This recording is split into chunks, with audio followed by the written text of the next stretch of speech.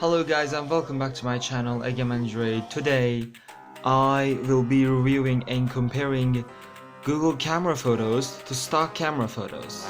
It's time to quit while we're ahead. Don't think like that. I will love you endlessly. So as you may or may not know, I made a video about how you can install a Google camera to your Samsung device back in like 2 months ago or something. You can find that video from that card above and you can go ahead and watch it and learn how to install the Google camera mod for your Samsung device, especially if you have an Exynos device. So now there's a new version to that Google camera mod, and with this new version I wanted to test out and compare the normal stock camera app to Google camera app. So I took some pictures, took some pictures, made a comparison between them. So we're gonna look at these photos and I'm gonna show you quickly how you can install Google camera again on your Samsung device. So first thing you wanna do, go to your internet browser and then find this website that says toZGCAM Exynos. You can find this on Google and I'm gonna put the link in the down description below, so you can go ahead and get to the website from right here. So with this new Gcam mod, you just hit download Gcam from here, and there's 7.4 Gcam Astro. So when I took the first video about how we can install the Gcam for your Samsung device, there was only this toZGCAM version 1149. I probably installed this one, but after the video, the person who makes these Gcams made the 7.4 toZGCAM, which is actually Pixel 4's Gcam for Exynos devices, and they specifically are saying now do not use configurations from 6.1, which you don't install configs anymore, guys. There's no configuration or setting like that. And then after that version, they made an update with this guy, and now they're in this new version which they added the Astro photography mode, you know, fixed the portrait mode and denoise, you know, tuned the camera a little bit so it's a better experience to use. And since I have an older Samsung device, this doesn't work as seamlessly as like your normal camera app. As you can see right here, it's just everything is so, you know, smooth, switches between them, you know, it's very easy and actually doing great. This is a smooth camera experience. But on the other hand, with Gcam, it's my experience is not, of course, like this. If you have a newer Samsung device, this device is a Galaxy Note Fan Edition. If you have like a Galaxy Note 8 or S9 or S10, you will probably have a better experience with the toZGCAM mod. As you can see, opened up right here, you know, you can go to the menus, you know, change different settings. You know, now it says try night sight, even though you don't need night sight. Even though if I was taking a normal photo, it always showed me this warning like try night sight. I was like, no.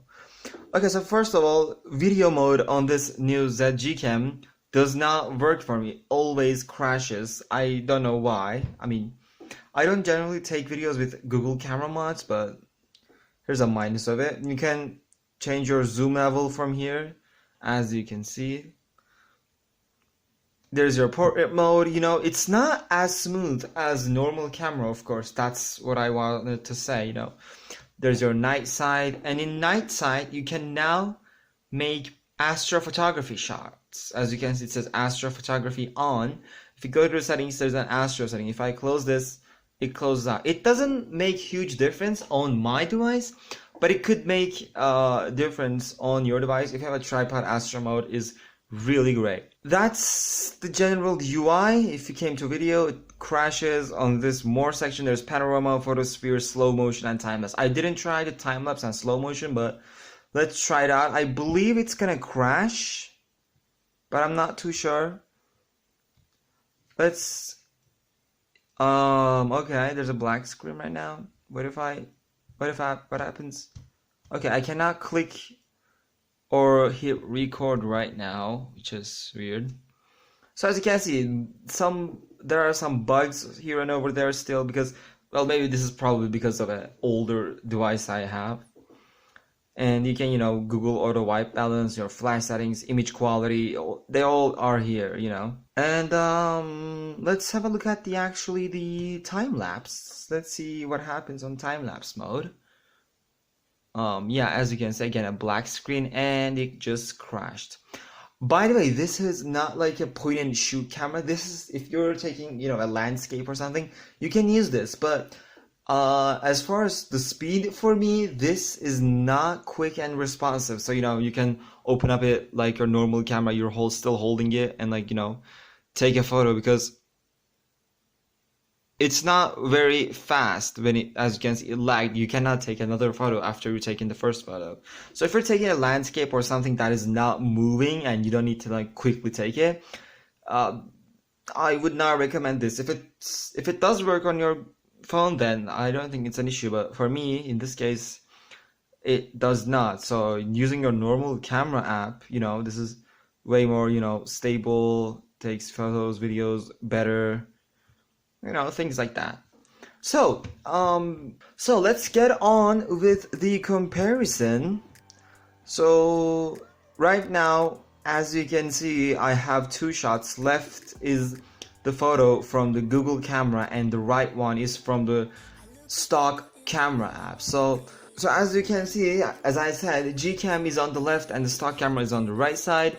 So as you can see in this first shot, this is just a basic leaves shot. The weather was kind of grainy, it was about to rain, and as we can see, the Samsung camera itself pulled out better colors here in this photograph. So it has a little bit more, vibrant tones in the leaves, as you can see, but it feels a bit more realistic on the Pixel, which is, I don't know, weird.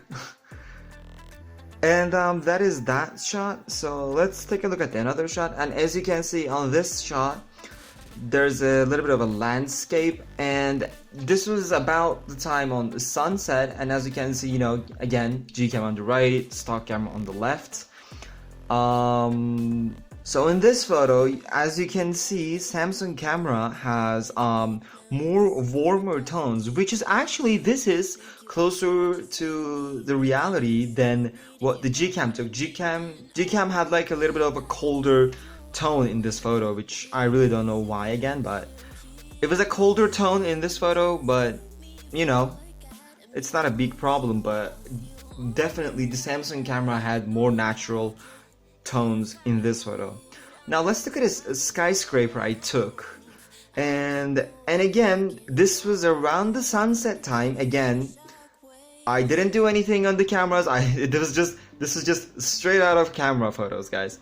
So as you can see, Samsung camera has kind of, again, warmer colors, while the Google camera has a colder tone. If you look at the building, it's a little bit more warmer. There's sun reflecting through the building, as you can see from the Samsung camera, while on the Google camera, it does not. It just looks like a normal photograph, like if it wasn't on a sunset. So yes, this was on sunset, and good Samsung camera actually represented this better than the Google camera mod. So now let's look at some zooming performance and see what these cameras can do if we zoom in. So in this photo, as you can see, I zoomed on. This was around noon time, so there was plenty of light for cameras to pick up. And if we zoom in onto both of the photos, we just cannot see too much of a difference actually. There's some difference in color tones, which is kind of normal, but zooming in the daylight, it didn't differ too much, which is actually great for the Samsung's camera app. But if you take this zooming to a little bit of a more darker environment, a place where more light needed to be taken for sharper photos. Now, if you look at this example, as you can see, way more color in the photo. I believe this was a 3x zoom, but if you take a look, as you can see, it has much more detail in the photos compared to the Samsung's stock camera app, which is great, to be honest. And I like the result of the zooming in on a Google camera because, well, it has much more natural, much more vibrant tones in the photo, and it just feels more pleasant and good on your eyes. If we take another example of zooming, this was again, these photos were in 3x zoom, and you can see this, the weather was more darker here, so the sun was set, and I just took the photo after the sunset, so it wasn't completely dark or pitch black or anything like that. It wasn't nighttime, but I used night sight feature on this photo on the Google camera, so maybe it made a difference. So if you look at the Samsung camera again, to the leaves, to the tree on the background, it's just blurry and smoothened up, you know. It's a little bit of a processed photo, but if it came to the Google camera, you can literally see every single detail. This is from like a generational difference between the two photos. Like if the Samsung camera was like Note 5, taken on Galaxy Note 5, the Gcam was like Galaxy Note 8 or something. Like this is a great generational leap between the cameras, which is actually quite surprising to see this result. I was actually very, very surprised with this result. Now, if you come to the next example, this is a bit of a dark environment again, and I took the floor just because why the hell not, and I used night sight on the Google camera again. So, and as you can see, you know, the colors and everything look a bit more bright and cool on the Google camera. And as you can see, if we zoom in again, there's to the grass on the right side or the left side, or the bushes on the left side. As you can see, Google camera has much more detail again on the camera. So the same environment, but Google camera, I don't know how, but it does get much more detail into the photos. That is it, guys. Thank you so much for watching the video. If you liked this video, I forgot to say it again, but if you could subscribe to my channel, that would mean a lot to me. If you came this far, you probably liked my videos, so please give it a like, a thumbs up, and if you can subscribe to me again, that would mean a lot to me. And thank you so much for watching this video, and see you on another video. I'm alone, I'm a broken home.